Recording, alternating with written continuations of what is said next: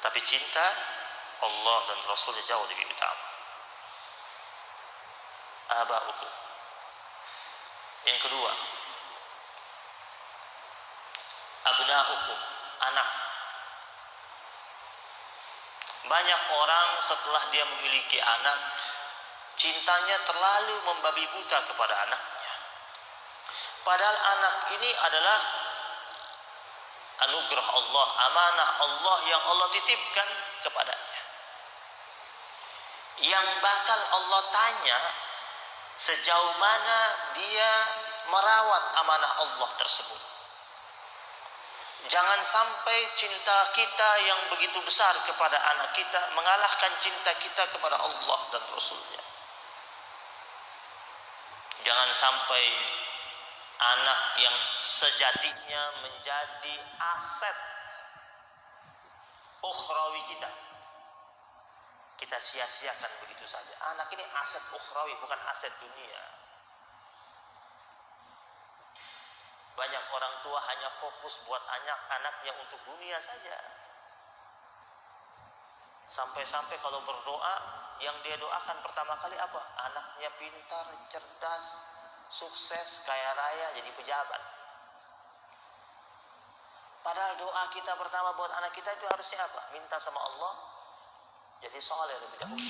Belajar dari Nabi Ibrahim alaihissalam.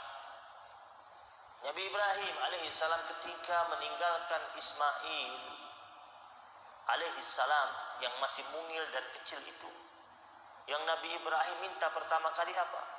Rabbana liyuqimus salat. Baru faj'al af'idatan minan nas tahwi ilaihim. Baru yang ketiga, warzuqhum minas samarat. Tahapannya itu. Nabi Ibrahim minta sama Allah itu. Yang pertama Nabi Ibrahim bilang sama Allah, ya Allah jadikanlah anak keturunan kami ini adalah anak keturunan yang senantiasa menegakkan salat. Minta sama Allah anak turunannya adalah anak turunan yang senantiasa anak-anak yang saleh, yang salehah. Itu yang pertama kali diminta. Bukan minta dia jadi kaya. Boleh minta dia jadi kaya, nanti tahapannya yang ketiga, urutannya ketiga, bukan yang pertama. Karena kalau anak kita jadi kaya tapi dia tidak saleh dan salehah, yang menikmati kekayaan itu dia, yang keliling dunia dia. Kita orang tua ketiban dititipin cucu, dan itu yang terjadi kan. Anak yang saleh dan salehah, dia tidak akan bebani orang tuanya. Orang tuanya sudah rawat dia sampai besar, terus dia titipin lagi anaknya sama kita. Dan itu tanda-tanda akhir zaman kan. Nabi mengatakan di hadis Nabi dan kitab Al-Arba'in An-Nawawiyah, hadis yang kedua itu, hadis yang berbicara tentang Islam. Hadis yang pertama malah itu berbicara hadis yang kedua berbicara tentang Islam, iman, ihsan. Dalam riwayat hadis yang panjang itu salah satunya apa? Nabi ditanya sama Jibril tentang tanda-tanda kiamat. Salah satunya apa kata Nabi? Seorang budak melahirkan majikannya. Budak melahirkan majikannya. Maksudnya apa?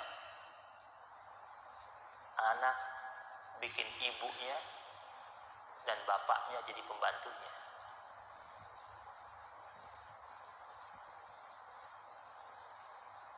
Nauzubillah.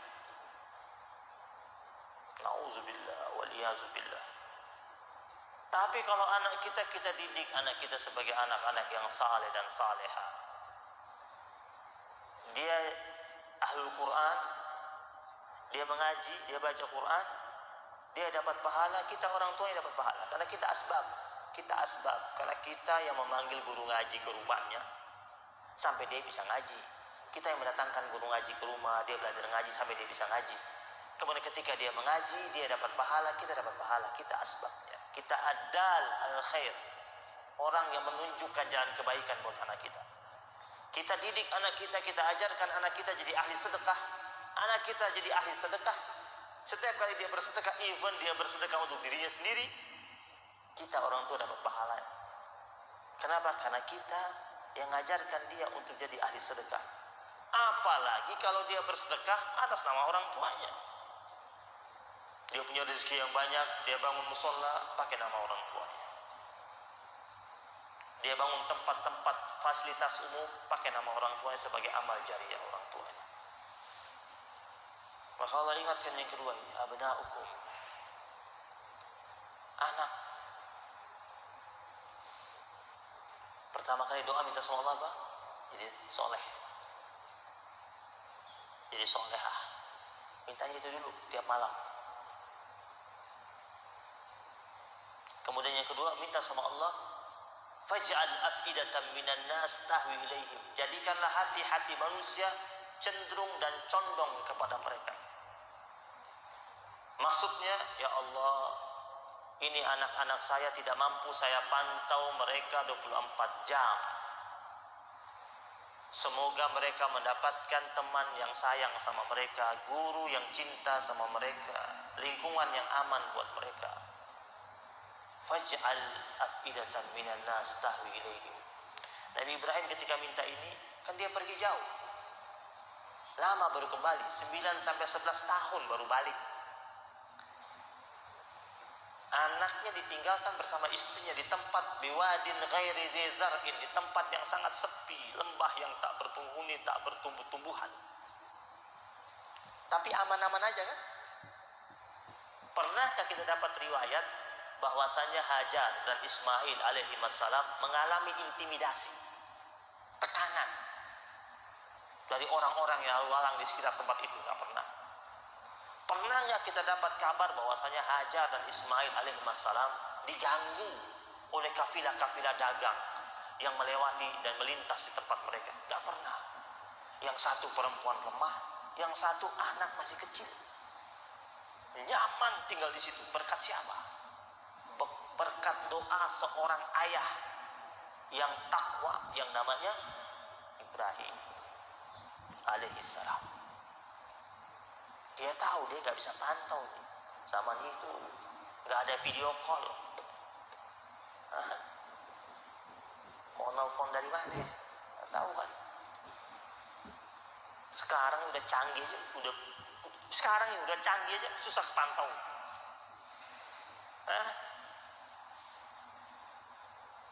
Aman, nggak ada yang ganggu. Kita gitu juga. Ini kadang-kadang orang tua masukin anaknya ke sekolah, yang penting sekolahnya cakep, lihat brosurnya, akreditasinya A, mantap sudah, aman. Sekolahnya Islamic Modern School, wah keren, bayarannya masuk aja puluhan juta, iuran bulanannya sekian juta, sekolahnya lengkap AC. Mau dilihat fisiknya. Nggak ada dialog sama Allah nih. Ini kan anak ini milik Allah ini. Nggak ngomong sama Allah, udah masuk.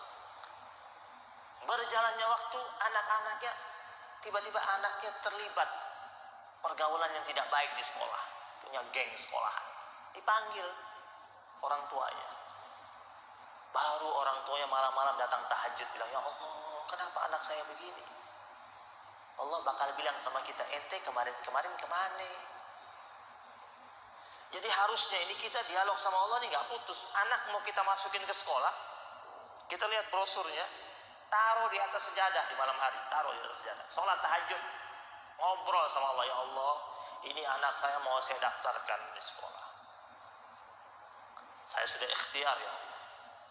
Saya akan pilih sekolah A. Saya akan masukkan dia besok. Ya Allah, ini titipan darimu. Amanah darimu yang kau titipkan kepadaku. Saya akan masukkan dia ke sekolah. Ya Allah, aku mohon kepadamu ya Allah, di sekolah nanti dia dapat guru yang cinta sama dia, teman-teman yang sayang sama dia, lingkungan yang aman buat dia. Ya Allah, saya minta engkau jaga dia buat saya. Masukin ke sekolah, aman deh.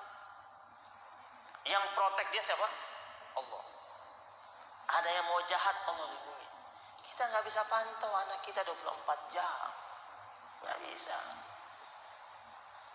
Nggak usah anak kita di luar.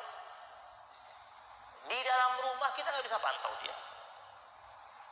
Dia di kamarnya, kita di kamar kita. Kita nggak tahu apa yang dia lakukan di bilik kamar. Zaman dahulu orang kalau mau bermaksiat, dia keluar dari pintu rumahnya, dia cari itu maksiat di luar. Zaman sekarang, itu maksiat datang hampirin kita. Masuk sampai ke bilik-bilik kamar kita. Ya kan? Ada namanya setan gepeng, handphone. Setan gepeng itu. Bisa jadi manfaat, bisa jadi mudarat.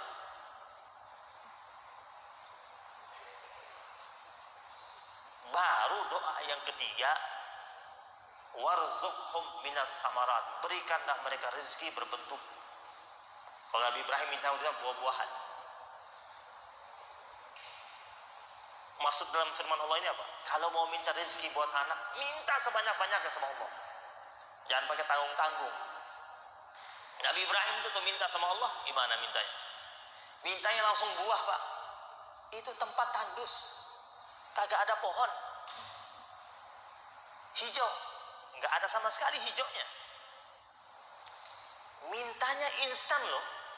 Langsung minta buah. Buah langsung bisa dimakan lagi. Dan nggak satu jenis buah. Minas samarat, segala macam jenis buah. Allah kasih kan? Kasih kan? Diriwayatkan Ismail alaihi salam dari masa kecil udah makan enak. Semenjak Allah anugerahkan Ismail dan Hajar alaihi salam oase Zamzam, setiap kafilah dagang dari negeri Syam melewati tempat mereka, minta air, barterannya buah, makanan, pakaian. Nggak pernah lihat pohonnya, tapi buahnya ada.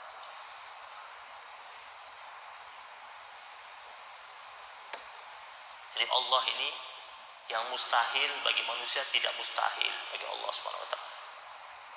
Itu tempat kering. Nabi Ibrahim mintanya itu. Bayangkan kalau seumpamanya waktu itu Nabi Ibrahim lagi doa, di samping Nabi Ibrahim ya, ada jamaah pemata qalbu.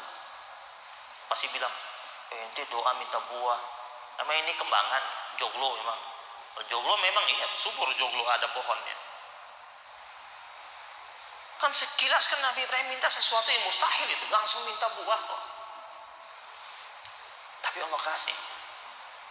Dan lagi-lagi kita perhatikan efek doa Nabi Ibrahim itu. Sampai sekarang masih ya? Masih.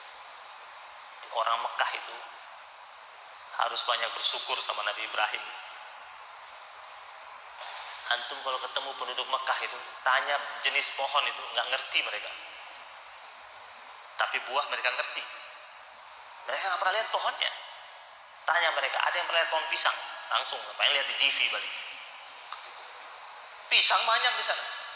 Apel banyak di sana. Bahkan, subhanallah, harga jus di sana lebih murah di sana ketimbang di sini. Karena di sini buahnya banyak. Pohonnya banyak. Di sana masih ada jus harga 1 real masih ada kan? 1 real masih ada, 2 real masih ada. 2 real banyak. 2 real berapa dikalikan sama rupiah? Banyak. Kental-kental lagi. Kita harganya udah 20.000, campur air, campur gula. Yang kedua, anak. Ya.